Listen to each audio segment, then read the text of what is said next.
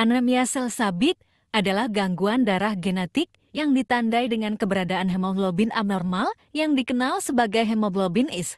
Berikut adalah informasi komprehensif tentang anemia sel sabit. 1. Basis genetik dan patofisiologi. Anemia sel sabit disebabkan oleh mutasi dalam gen yang mengkode hemoglobin yang mengakibatkan produksi hemoglobin is yang abnormal.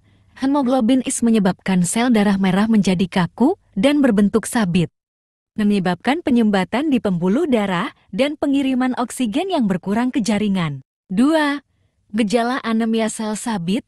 Gejala umum anemia sel sabit meliputi kelelahan, episode nyeri krisis sel sabit, kuning pada kulit jaundice, sesak napas, pertumbuhan terhambat pada anak-anak, dan rentan terhadap infeksi.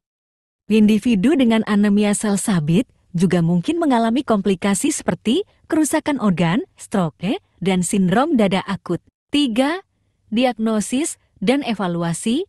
Diagnosis anemia sel sabit melibatkan tes darah untuk mendeteksi keberadaan hemoglobin is dan tes genetik untuk mengonfirmasi diagnosis. Tes tambahan seperti hitung darah lengkap CBC dan elektroforesis hemoglobin mungkin dilakukan untuk menilai tingkat keparahan kondisi. 4. Pengobatan dan pengelolaan. Pengelolaan anemia sel sabit berfokus pada meredakan gejala, mencegah komplikasi, dan meningkatkan kualitas hidup. Pengobatan dapat meliputi pengelolaan nyeri selama krisis sel sabit, hidroksiurea untuk mengurangi frekuensi krisis, transfusi darah, dan transplantasi sumsum tulang dalam kasus tertentu. Pemantauan teratur, vaksinasi, dan kepatuhan terhadap rencana pengobatan penting bagi individu dengan anemia sel sabit. 5. Komplikasi anemia sel sabit. Anemia sel sabit yang tidak diobati atau dikelola dengan buruk dapat menyebabkan komplikasi serius seperti stroke, kerusakan organ, hipertensi paru, dan krisis nyeri akut. Pengelolaan yang tepat termasuk hidrasi, pengendalian nyeri, dan perawatan medis rutin, dapat membantu mengurangi risiko komplikasi. 6.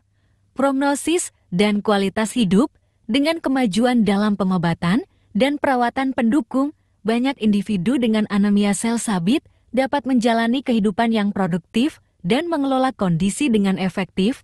Modifikasi gaya hidup, seperti menjaga hidrasi, menghindari suhu ekstrem, dan mencari perhatian medis segera selama krisis dapat membantu meningkatkan kualitas hidup bagi individu dengan anemia sel sabit.